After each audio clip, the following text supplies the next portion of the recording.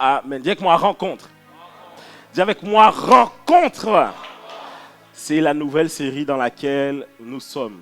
Alors la semaine dernière, comme je vous avais expliqué, c'était pas ça mon message normalement, mais vu que c'est le thème de l'année, alors on va entrer dans une série qui va inaugurer la saison 2021 et peut-être même plus.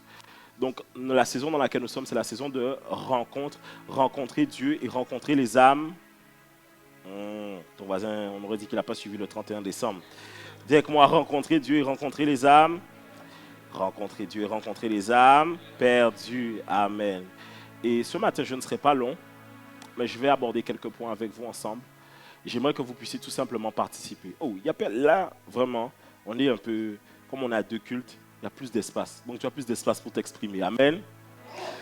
Oui, c'est ça. Voilà. Ça commence bien. Voilà. Ok. Alors, une rencontre désigne le plus souvent le moment où plusieurs personnes se réunissent ensemble à un endroit particulier, soit fortuitement, soit de manière concertée, ainsi que la nature des échanges. Alors, ce matin, on va parler de rencontres. Et le titre de mon message, il va être très simple. Je vais vous le donner tout à l'heure. Ou peut-être maintenant. Ou tout à l'heure. Ok. Il faut savoir une chose. Si cette année, nous avons dit que nous allons rencontrer Dieu et rencontrer les âmes perdues, il y a un point que j'aimerais que vous puissiez avoir à l'esprit, c'est qu'on ne peut pas rencontrer les âmes perdues si on n'a pas rencontré Dieu. Est-ce qu'on est ensemble? Ne t'inquiète pas, quand je sors de l'adoration, c'est toujours comme ça. Mais ensuite, on va monter. Dis avec moi, quand on veut rencontrer les âmes perdues, il faut d'abord avoir rencontré Dieu. En fait, ce que tu dois comprendre, suis-moi très rapidement parce que je vais être court, je vais aller droit au but, le message va être donné, ensuite on va prier à la fin. En fait, ce que je vais t'expliquer simplement, c'est que tu ne peux pas aller rencontrer les âmes perdues pour les amener à la rencontre de Dieu si toi-même tu n'as pas d'abord rencontré Dieu. C'est la raison pour laquelle souvent le message que l'on veut donner aux âmes perdues n'a pas beaucoup d'impact parce que soi-même on n'a pas encore rencontré Dieu. Sauf qu'avec Dieu, il y a deux types de rencontres. Avec moi, deux types de rencontres. Mais la plupart des personnes s'arrêtent simplement au premier type de rencontre. Les gens veulent aller rencontrer les âmes perdues alors qu'ils n'ont rencontré Dieu qu'en tant qu'âmes perdues eux-mêmes. Je peux avancer ou pas? En fait, toi-même, tu vas rencontrer Dieu et présenter le Dieu qui t'a rencontré seulement dans la dimension où tu étais perdu. Qu'est-ce que je veux dire par là? Lorsque nous acceptons Jésus dans notre vie, nous l'acceptons sur deux facettes. Nous l'acceptons en tant que Seigneur et en tant que Sauveur. Sauf que la problématique, c'est que beaucoup d'entre nous, nous n'avons que rencontré le Sauveur, mais très peu le Seigneur. Et donc, pour aller gagner les âmes perdues, nous allons gagner des âmes perdues seulement avec la rencontre du Sauveur. Non, je vais t'expliquer une chose. La rencontre que tu fais avec le Sauveur est là simplement pour pouvoir te donner le salut. Mais si tu veux aller beaucoup plus loin pour donner le salut aux gens qui sont autour de toi, tu dois rencontrer le Seigneur. Parce que c'est deux dimensions complètement différentes. Regarde, dites-moi Seigneur, dites-moi Sauveur. Lorsque tu rencontres le Sauveur, il y a d'autres prérequis qu'il n'y a pas forcément avec le Seigneur. Lorsque tu rencontres Jésus dans sa facette de Sauveur, en réalité, il faut savoir le premier point, c'est que c'est lui qui vient à toi. Dis avec moi, lui qui vient à moi. La Bible dit, ce n'est pas vous qui m'avez choisi, mais c'est moi qui vous ai choisi. Ce qui veut dire que comme dans la dimension de Sauveur, c'est Dieu lui-même qui vient à toi. La première phase, c'est que pour pouvoir avoir cette rencontre, ce n'est pas peut-être que toi tu cherchais Dieu, mais ce qu'il faut savoir, c'est que Dieu lui-même te cherchait avant que tu le cherches et lui-même t'a attiré à lui. En réalité, c'est lui qui est venu jusqu'à toi. Le deuxième point que j'aimerais voir avec toi, c'est que le Sauveur, il t'accepte tel que tu es. Pour rentrer dans la dimension de la rencontre avec Jésus le Sauveur, tu n'as pas besoin d'être dans une condition particulière. Parce que Jésus accepte tout le monde. La Bible dit, car Dieu a tant aimé le monde qu'il a donné son Fils unique afin que quiconque croit. Ce qui veut dire que dans quiconque, il y a tout le monde. La rencontre avec le Sauveur, elle est possible avec tout le monde. Avec moi, tout le monde. Donc je reprends le premier point, c'est que le Sauveur vient à toi. Le deuxième point, c'est que la rencontre avec le Sauveur est possible avec tout le monde. Le troisième point, c'est que le salut qu'offre le Sauveur ne varie pas selon tes actions. En fait, lorsque Jésus vient à toi, et pour sauver ton âme, le salut qu'il te donne n'a pas été en fonction de tes actions. Donc le salut, tu ne le perdras pas en fonction de tes actions, mais en fonction de la foi que tu places en lui ou pas. Parce que tu n'es pas sauvé au moyen des œuvres, mais au moyen de la foi. Et cette foi que tu reçois te permet de pratiquer de bonnes œuvres. Est-ce qu'on est ensemble? Et donc tu dois comprendre que le Sauveur, il a des prérequis, mais qui en réalité sont plus de sa part. Ce sont en fait les prérequis de tes devoirs, de tes droits. Ce sont tes droits à toi. Maintenant, si tu veux aller à une autre dimension, parce que certains vont me dire, pasteur, tu parles de rencontrer Dieu, mais moi j'ai déjà rencontré Dieu. En fait, bien souvent, tu t'es arrêté au niveau de Sauveur. Tu as rencontré le Sauveur. Mais pour pouvoir aller gagner les âmes perdues et pour rentrer dans ton destin, tu dois rencontrer le Seigneur. Je sais que le titre de mon message ce matin, il est très simple. Il s'appelle « Les prérequis pour rencontrer le Dieu de mon destin ». Les prérequis pour rencontrer le Dieu de mon destin. Est-ce qu'on peut le dire ensemble? Les prérequis pour rencontrer le Dieu de mon destin. C'est moi le Dieu de mon destin. Tu dois comprendre qu'il y a une différence entre les deux. L'âme perdue, c'était toi. Mais tu ne peux pas rester simplement à cet état de juste première rencontre que tu as fait avec Dieu pour déjà vouloir rentrer dans ton destin. Parce que Dieu va t'attendre beaucoup plus loin. Tu vas me dire, mais pasteur, moi je crois que si Dieu vient me rencontrer tout de suite, alors moi je peux rentrer tout de suite dans mon destin. Tu vas voir que dans la Bible, ce n'était pas ainsi. Regarde bien, c'est Dieu qui vient lui-même délivrer le peuple d'Israël, mais c'est Dieu qui dit à Moïse de dire au peuple de s'approcher de la montagne. Est-ce que je peux pousser encore? C'est Dieu qui vient voir Abraham, qui lui dit, va, quitte patrie, maison, la maison de ton père. Mais c'est Dieu aussi, c'est Abraham qui lui-même va jusqu'à la montagne sacrifier Isaac. Avec moi, deux rencontres. Tu vas le voir à chaque fois que Dieu rencontre un homme. Il le rencontre une première fois où il le saisit et une deuxième fois où il veut l'amener beaucoup plus loin. Même lorsque Jésus rencontre les disciples, c'est Jésus qui vient vers les disciples. Mais lorsque les disciples veulent rencontrer Jésus, ils doivent aller dans la chambre haute. Est-ce que je parle à quelqu'un? Parce qu'ils veulent rencontrer l'Esprit de Jésus qui est le Saint-Esprit. Ils doivent eux-mêmes partir de là où ils sont pour aller à la chambre haute. Parce que pour que Dieu vienne vers toi pour te sauver, c'est lui qui vient. Mais pour que toi tu puisses rentrer dans une autre dimension, c'est toi qui viens.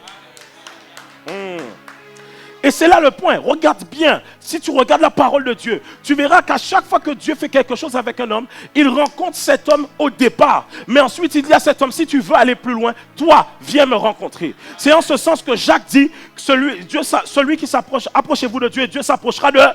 Ce qui veut dire que pour aller plus loin avec Dieu, ce sont des pas que toi-même tu dois faire vers Dieu. Et c'est là la différence. En réalité, la différence que l'on retrouve entre chaque chrétien est à ce niveau-là. Certains chrétiens s'arrêtent au niveau de sauveur, d'autres s'arrêtent au niveau de Seigneur. Quand tu vois quelqu'un exceller dans ce qu'il fait avec Dieu, c'est qu'il a rencontré son Seigneur, pas simplement son sauveur.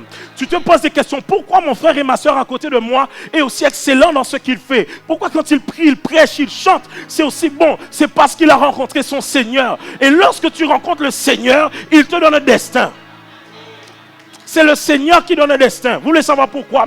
Lorsque Néhémie voulait aller construire la muraille, rebâtir les murailles de Jérusalem, il a demandé une dérogation au roi, qui dans d'autres titres est un seigneur. C'est le Seigneur qui donne une dérogation et un mandat pour pouvoir aller accomplir une mission sur terre. Est-ce que je parle à quelqu'un? Si tu veux accomplir ton mandat, ce n'est pas le Sauveur qui te donne le mandat. Le Sauveur te donne le salut, mais le Seigneur te donne le mandat. Parce que le Sauveur a l'autorité de te sauver, mais le Seigneur a l'autorité de t'envoyer. Est-ce que je parle à quelqu'un? En fait, je suis en train de te dire ce matin que si tu veux passer à une autre dimension avec Dieu pour rentrer dans ton appel, tu dois rencontrer le Seigneur. Mais lorsque tu rencontres le Sauveur, il y a des prérequis, n'est-ce pas? Alors lorsque tu rencontres le Seigneur, il y a aussi des prérequis. Dis-moi, premier prérequis. Le premier prérequis que j'aimerais te dire, c'est que ce n'est pas le Seigneur qui vient à toi, mais c'est toi qui viens au Seigneur. Tu verras qu'à chaque fois que Dieu veut aller plus loin dans son alliance avec un homme, il lui dit là. Parce qu'il y a un là où Dieu t'attend. Et c'est là le point où les gens des fois, ils ratent beaucoup. Dieu te donne un songe, il te dit, je t'envoie dans telle église. Mais toi, des fois, le dimanche matin, tu dis, non, le Seigneur m'a convaincu de rester à la maison. Peut-être que le Dieu de ton destin allait se révéler là. Ah. Le gars qui était auprès de la piscine de Bethesda, le malade, il ne savait pas quand l'ange descendait et montait. Et il n'avait personne pour l'amener. Si toi, ici c'est une piscine, mais qu'à chaque fois tu choisis, quand tu vas être auprès de la piscine, tu rateras quand l'ange descendra dans cette piscine. Est-ce que je parle à quelqu'un? Il y a un là bien précis. Vous regardez attentivement la parole de Dieu. Même lorsque Jésus parle aux disciples, il lui dit, vous recevrez une puissance, le Saint-Esprit survenant sur vous. Mais il dit, ne partez pas loin de Jérusalem. Restez là. Parce que s'ils étaient allés autre part, ils n'auraient pas rencontré le Saint-Esprit. Ce qui veut dire que si tu veux rencontrer ton destin, tu dois savoir où est-ce que Dieu t'attend. Et si Dieu t'attend dans un endroit, peu importe ce que tu vis, peu importe les tribulations et les choses difficiles, c'est là que Dieu t'attend. Écoute, là où Dieu t'attend, c'est délicat, c'est compliqué, ce n'est pas simple. Écoutez, on a fait une semaine de jeûne, on a vu nous-mêmes que c'était éprouvant. Pourtant, il nous reste 3 semaines. On a vu que c'était éprouvant. Les disciples, pour rencontrer le Saint-Esprit, ont été pendant 120 jours ensemble. Comme ça, comme ça, comme ça. Et ils passaient du temps dans la présence de Dieu. Toi, dès que tu fais 1 heure, 2 heures, 2 jours, 3 jours, 4 jours, tu dis que c'est trop. Bien-aimé, laisse-moi te dire que Dieu t'attend quelque part et pas là où toi tu penses. Si tu veux rencontrer le Dieu de ton destin, le Dieu de ton appel, tu dis, Seigneur, tu m'as donné un appel, mais depuis longtemps, Dieu t'attend quelque part. Et vous allez remarquer que les gens en réalité qui ne rentrent pas dans leurs appels, ce sont des gens qui vont toujours à droite, gauche, qui font beaucoup de choses, mais qui ne sont jamais enracinés là où Dieu les attend. Parce qu'Habakkuk disait, je suis là à mon poste. Tu dois être là à ton poste. Regarde, quand le Saint-Esprit vient rencontrer les disciples, il ne vient pas rencontrer les disciples là vacants. Ils étaient dans la chambre haute, en train de chercher, d'être dans la communion pour chercher le Saint-Esprit. Ça veut dire, deuxième point, tu dois être dans un lieu, mais tu dois travailler dans ce lieu. Est-ce que je parle à quelqu'un? Vous allez voir que Dieu va dire à Abraham, va dans tel endroit. Mais Dieu n'a jamais dit à Abraham, amène des bergers, des serviteurs avec toi. Peu importe là où Abraham était, la Bible dit qu'il était accompagné de gens. Ça veut dire que là où il était, il continuait à faire ce qu'il savait qu'il devait faire. Souvent tu dis, mais pasteur, je ne sais pas quoi faire pour la suite. J'aimerais te donner une réponse. Continue à faire la dernière parole que Dieu t'a donnée. Si Dieu n'est pas encore allé plus loin, c'est parce que tu dois encore accomplir la première parole qu'il t'a donnée. Est-ce que je parle à quelqu'un? Parce que Dieu veut te rencontrer. Je ne parle pas de cette rencontre de « Oh, Jésus m'a sauvé ». Non, non, non, non, non. Je parle de cette rencontre qui change ton visage. Quand tu descends de là-bas, on dit que wow, il a été rencontré Dieu. Et je peux ouvrir une parenthèse. Moi, j'entends... Et c'est là où moi, je soupçonne les gens de prier mal. Oui.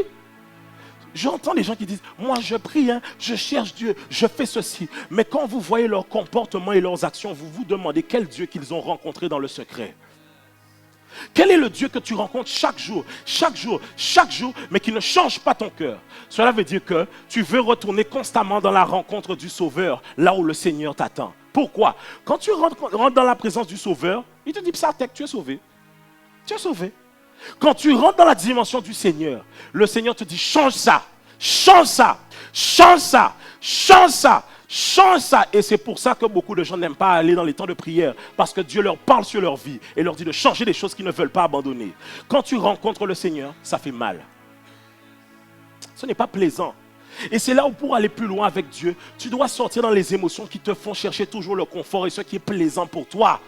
Toujours chercher là où tu es le plus à l'aise. Quand tu veux à la rencontre de Dieu, Dieu va te mettre des fois dans un environnement qui est inconfortable. Souvenez-vous, je vous ai parlé de sépare la foi. Et on a vu ensemble que Abraham est sorti de son pays. Il est sorti de chez son père, là où il était dans une maison, un lieu où il vivait, pour aller dans un lieu de promesse. Mais la Bible dit que malgré qu'ils étaient dans le lieu de promesse, ils vivaient sous des tentes.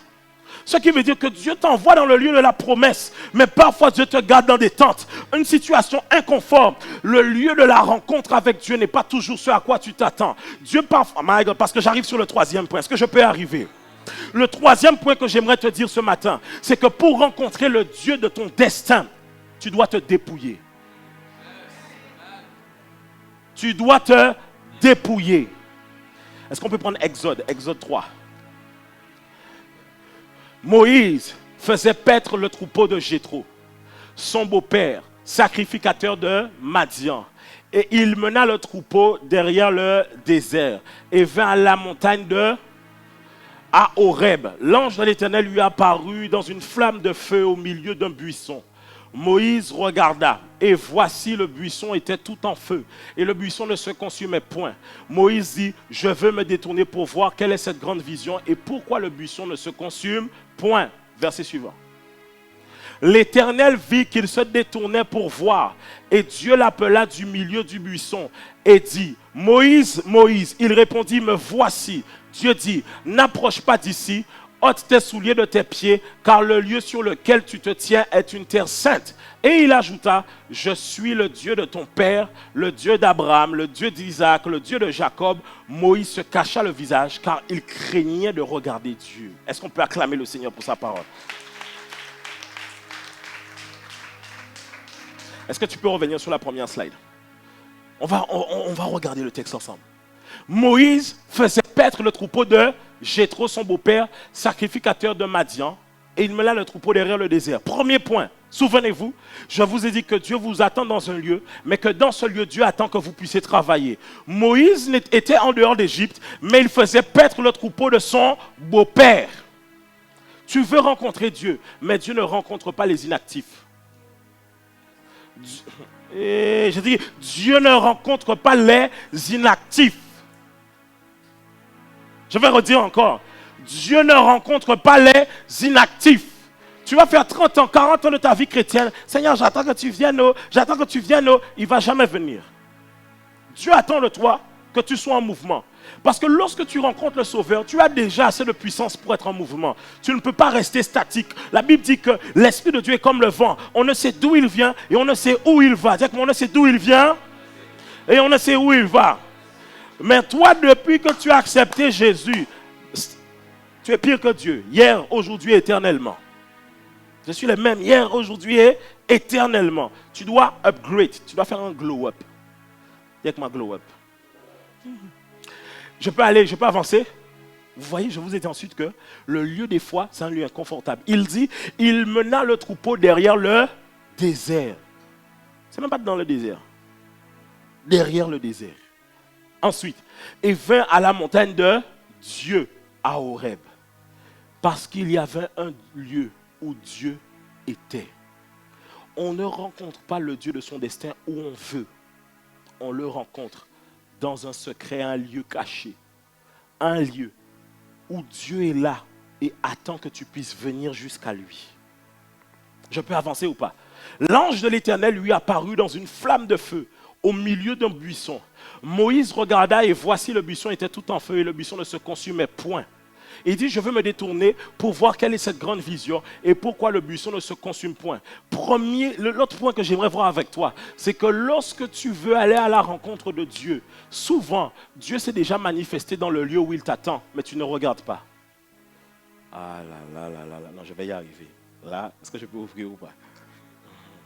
Je dis que Dieu est déjà arrivé dans le lieu où il t'attend, mais toi, tu ne regardes pas. Vous voulez que je pousse ou pas? Je ne suis pas sûr que vous voulez.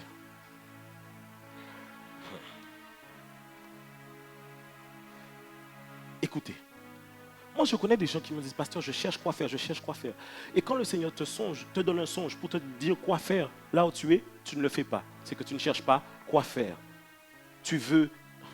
Vous connaissez les langages de l'amour ou pas? Vous connaissez les langages de l'amour, les différents langages de l'amour?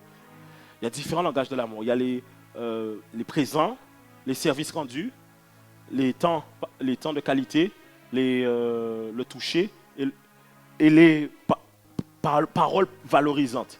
Et on explique que souvent le conflit qu'il y a des fois entre les couples, c'est que l'un donne ce qu'il veut recevoir. À chaque fois, l'un donne à l'autre ce que lui il veut recevoir et pas à l'autre ce que l'autre attend. Et souvent avec Dieu, c'est pareil. Tu veux donner à Dieu ce que toi tu veux donner à Dieu et pas ce que Dieu attend. Moi, je connais des gens, ils sont à l'aise avec donner la dîme. Ils sont à l'aise avec donner les offrandes, mais ils ne veulent pas donner leur cœur. Ils ne veulent pas changer. Ils ne veulent pas se consacrer. Ils sont à l'aise à vraiment, il faut lâcher, mais ils ne veulent pas changer eux-mêmes. Mais j'en connais d'autres, hein. Ils disent non, Dieu va prendre mon cœur, mais ils ne donnent pas la dîme. Ils donnent à Dieu ce qu'eux veulent donner à Dieu. Est-ce que je peux pousser ou pas? Vous voulez que j'ouvre la parenthèse ou pas? Il dit avec moi, regarde. Regarde. Parfois, tu es là où Dieu t'attend, mais tu ne sais pas voir ce que Dieu met auprès de toi. Vous ne voyez pas où est-ce que je veux en venir. Mon frère, tu cherches une femme, mais dans l'église, tu ne regardes pas. Oh, est-ce que je peux pousser ou pas? Non, je sens les frères qui me regardent mal. Je sens les frères qui me regardent mal. Mon frère, ma soeur, tu es chef d'entreprise, tu cherches des employés, mais tu ne regardes pas. Est-ce que je peux pousser ou pas? Tu veux savoir où est-ce que tu dois aller dans tes études, mais Dieu a mis dans une église où tu peux servir et dans des divers endroits, mais tu ne regardes pas. Bien souvent, beaucoup de chrétiens sont allés dans de bonnes études là où Dieu les attendait parce qu'ils ont commencé à servir quelque part à l'église. Et ça les a fait découvrir des talents qu'ils avaient en eux qu'ils ne connaissaient pas, tout simplement parce qu'ils ont pris le temps de regarder. Dis avec moi, regarde. Je peux avancer encore ou pas? Dis avec moi, pasteur, je te pardonne. Non, je veux t'entendre le dire, je regarde bien. Pasteur, je te pardonne. Ok. Dis avec moi, remets le verset de Exode. Alors, dis avec moi, Moïse regarda, et voici le buisson était tout en feu.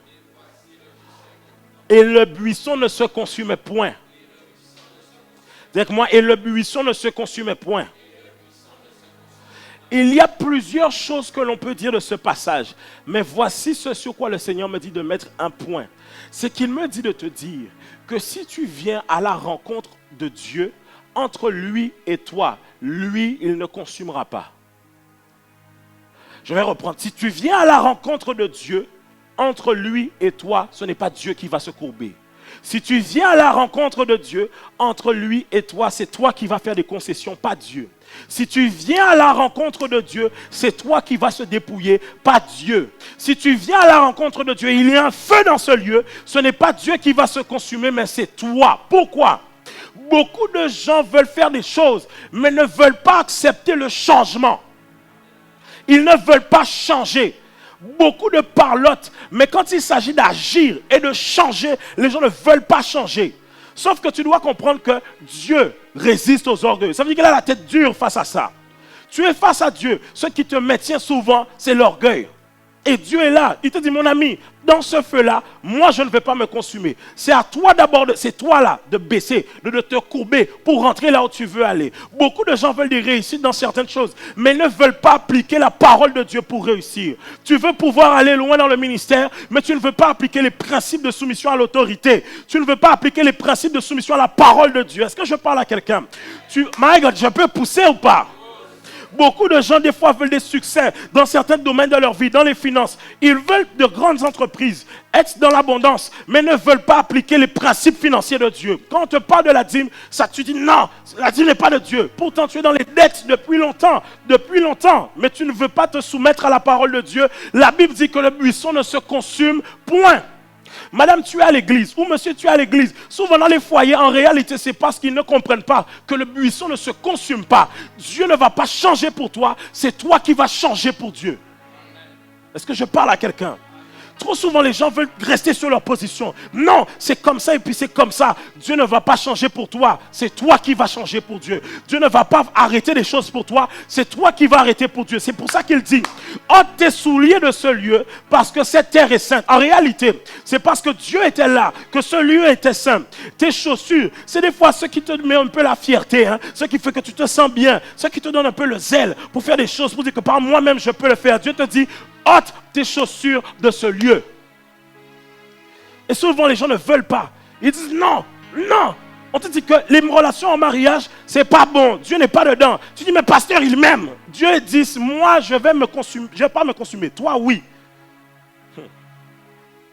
Je peux pousser ou pas? Tu dis, pasteur, je cherche une église où pouvoir vraiment évoluer parce que je cherchais vraiment un lieu où Dieu m'attend. Quand tu arrives dans l'endroit, toi-même, tu veux donner des ordres pour dire qu'est-ce qu'on doit faire ça et là. Hey, Yahweh! Dis à ton voisin, pas ici. Dis-lui, pas ici. Dis-lui, au nom de Jésus. Oh, tu lui dis pas au nom de Jésus. Il faut lui dire, au nom de Jésus. Tiens ton voisin comme ça. Dis-lui, voisin, si jamais Satan voulait te chuchoter à l'oreille, je refuse cela. Quand Dieu t'attend dans le lieu présent, Dieu ne change pas pour toi. C'est toi qui changes pour Dieu. Et j'ai remarqué ça. Parce que souvent les gens, vous savez quoi? Ils pensent que le contexte que je vis, la parole de Dieu va s'adapter à ce que je vis. Ça veut dire qu'on te dit que, par exemple, je reprends l'exemple, pas de relation hors mariage. Mais pasteur, on a déjà des enfants. Et ça change quoi? Ça change quoi? La Bible dit, il faut écouter, vous savez que la Bible dit, votre corps un est le temple du Saint-Esprit. Et à un moment, l'apôtre Paul va parler de substances avec lesquelles on rendait des cultes. En réalité, l'apôtre Paul, là, c'est parce que la traduction n'est pas très bonne. Mais le mot grec qui est utilisé, c'est pharmakeia. Le même mot pharmakeia, c'est le mot qui veut dire drogue, de pharmacie.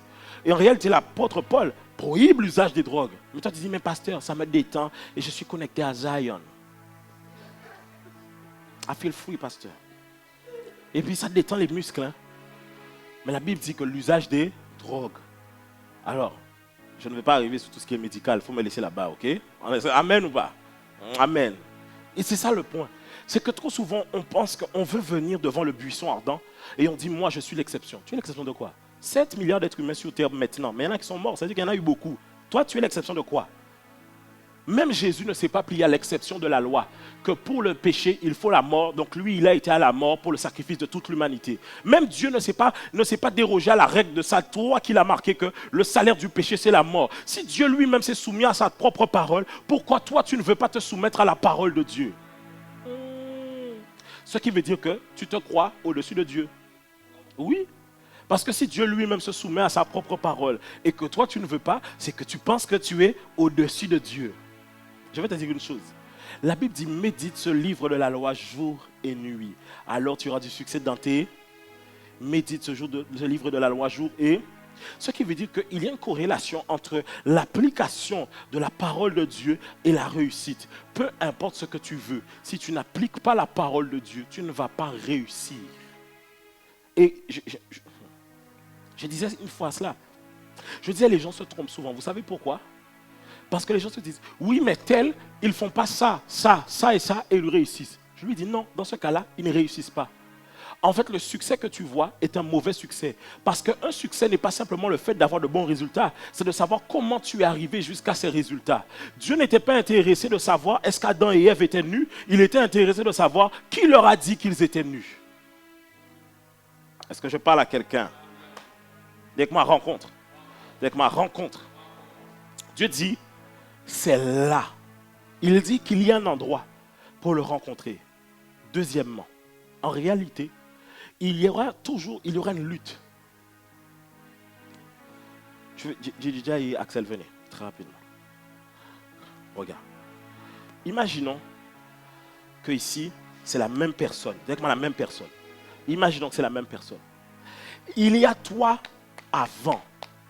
Il y a toi ce que Dieu veut. Il dit que ta volonté soit faite sur la terre comme au ciel. Ça veut dire qu'ici on est sur la terre.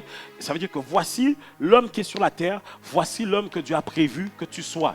Ça veut dire que Dieu veut que tu deviennes cela. Mais toi tu te retrouves en combat avec qui Dieu veut que tu deviennes. Regardez-vous. Mettez les poings. En face. Voilà, mettez les poings. Oh, comment? Comme ça vous vous battez. Voilà. Non, je n'ai pas dit de se cogner ici. Mais le point c'est ça, c'est que Dieu dit change. Il dit ah on n'a pas changé. Lâche ça, ah on n'a pas changé. Mais vous savez lui, il n'attaquera pas, il se protégera. Parce que dans le combat, rien ne lui arrivera. Le buisson ne se consumait point. Ça veut dire que ce que Dieu veut que tu sois ne va pas changer pour toi. Dieu va te regarder. Il va dire mon petit, tu montes, tu descends. Tu vas à gauche, droite. Moi, je suis là, j'ai le temps. J'ai le temps. C'est la raison pour laquelle arrête de perdre du temps à essayer de faire Dieu changer d'avis. Seulement, applique la vie que Dieu t'a donnée. Arrête de vouloir essayer de faire changer de Dieu de volonté. Applique la volonté de Dieu. Arrête de vouloir essayer de dire à Dieu, voici comment on va faire. Je ne vais pas arriver là-bas. Est-ce qu'on peut acclamer le Seigneur? Et c'est ça le point. Le point, c'est qu'il y a une dualité entre toi et Dieu sur la terre comme au ciel. Je vous remercie. Et je vais arriver sur un point. J'en avais déjà parlé dans des lives et même des fois ici en semaine. Et je vais arriver sur ce point-là. Très rapidement. Un principe simple. En réalité, à un moment, l'apôtre Paul va parler. L'apôtre Paul va dire, je crois, est-ce que c'est dans Galates ou Actes, je ne me rappelle plus. L'apôtre Paul va dire, je connais un homme, il y a 14 ans de cela, qui a été enlevé au 3e ciel. Est-ce que vous vous rappelez de ce texte? L'apôtre Paul dit, je connais un homme, qui 14 ans de cela, a été enlevé au 3e ciel. Mais voici, il y a un point. C'est que quand l'apôtre Paul explique ça, il dit, je ne sais si c'est dans son corps ou en dehors de son corps. Donc je vais arriver déjà sur un point que les sceptiques n'aiment pas. L'apôtre Paul même dit, je ne sais si c'est dans son corps ou en dehors de son corps. Ce qui veut dire que peut-être que le chrétien peut sortir de son corps. Ah bon, je vais laisser ça. C'est pas moi, c'est la Bible, pardon. Hein? Si vous n'êtes pas d'accord, vous prenez le passage et vous le déchirez de votre Bible. Mais c'est l'apôtre Paul qui dit, je ne sais si c'est dans son corps ou en... Mais le point, je vais arriver très vite, parce qu'il y en a qui vont dire, non mais parce que fait le karma, c'est pas ça. Ce que je vais arriver, c'est de dire que c'est le Saint-Esprit qui l'a pris en esprit et l'a ravi. Ce qui veut dire qu'un chrétien n'est pas là pour lui-même aller chercher, se concentrer pour sortir de son corps. Si Dieu ne t'a pas encore appelé à cette dimension, ne cherche pas, parce que tu risques de rencontrer des choses qui ne sont pas de Dieu. Et à un moment, tu auras déjà basculé, tu ne sais pas que tu auras déjà basculé. Est-ce que je peux avancer? Donc il dit, je ne sais si ce n'est dans son corps ou en dehors de son corps. Mais il y a un truc qui m'a choqué. C'est que souvent, quand on entend dans son corps ou en dehors de son corps, on imagine que l'apôtre Paul, quand il a été au 3e ciel, il était dans son corps, avec son corps. On lit souvent le dans son corps, avec son corps. Est-ce qu'on est ensemble? Quand il dit, je ne sais si c'est dans son corps ou en dehors de son corps, vous-même vous dites que c'est soit il est parti avec son corps, soit il est parti seulement avec son esprit. Mais il y a une troisième option qui est venue à moi. Il a dit, il y a 14 ans de cela, je connais un homme qui a été enlevé au 3e ciel. Je ne sais si c'est dans son corps ou en dehors de son corps. Ce qui pourrait vouloir dire que le ciel en question était dans son corps.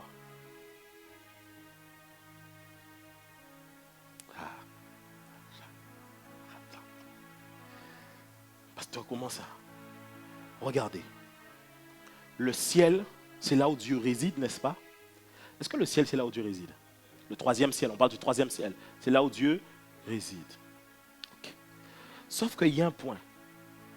C'est que la Bible va dire, en Corinthiens 6, 19, ne savez-vous pas que votre corps est le temple du Saint-Esprit? Ce qui veut dire qu'au-dedans de vous, Dieu réside.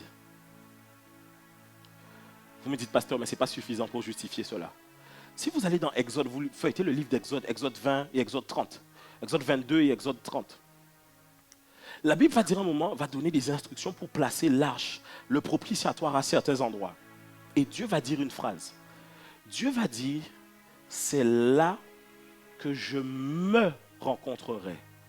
Sauf que Dieu devrait dire, c'est là que je te rencontrerai. Et dans le terme que Dieu va utiliser, c'est un terme pour expliquer le vis-à-vis. Sauf que la Bible dit, ce n'est plus moi qui vis, c'est Christ qui vit en moi. Ce qui veut dire que la nature de Dieu est en toi.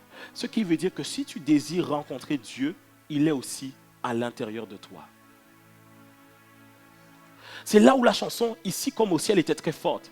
Parce que nous, chrétiens, des fois, on soupire à pouvoir aller jusqu'au ciel, en oubliant que le ciel est déjà au-dedans de nous. Est-ce que je peux pousser ou pas? Il y a des scientifiques qui avaient fait un travail dans une salle avec zéro bruit. Ils ont mis une salle avec silence radio. Et ils disent qu'ils ont placé un homme. Et après un certain temps, l'homme qui était dans cette salle a commencé à entendre son sang couler. L'homme qui était dans cette salle, ses oreilles externes, comme elle n'entendait plus de bruit, ses oreilles internes se sont activées et a commencé à entendre son cœur battre. Plus le temps passait, plus ses oreilles s'affinaient et plus il entendait encore davantage les organes vitaux dans son corps. Ce qui veut dire qu'en réalité, tu n'as pas encore rencontré Dieu au-dedans de toi parce que tu n'as pas encore été dans un endroit où Dieu t'attend dans le lieu secret. Est-ce que je parle à quelqu'un? Je dis que tu n'as pas encore rencontré Dieu là où il t'attend dans le lieu secret. Dieu t'attend dans le lieu secret. là, au fond de toi. Dieu est déjà là. Souvent, vous pensez que aller voir un homme de Dieu aux États-Unis ou en Asie ou en Inde va changer votre vie. Ils ont le même Saint-Esprit que vous. Cela peut changer votre vie. Mais une fois que vous reviendrez dans votre quotidien, si vous n'avez pas rencontré le Dieu de votre destin, votre quotidien redeviendra le même. Dieu est au-dedans de vous. La semaine prochaine, j'en parlerai encore davantage. C'était mon message pour vous ce matin. Que Dieu vous bénisse.